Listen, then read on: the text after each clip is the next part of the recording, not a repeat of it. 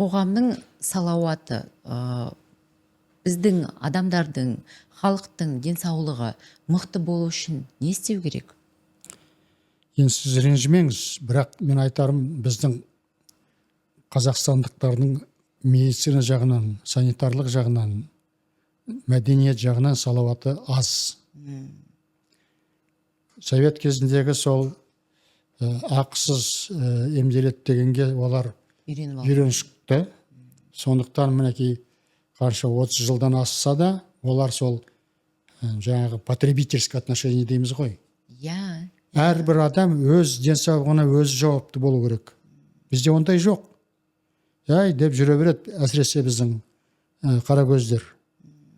Сосын ауырып қалсақ дәрігерге барамыз ғой деген.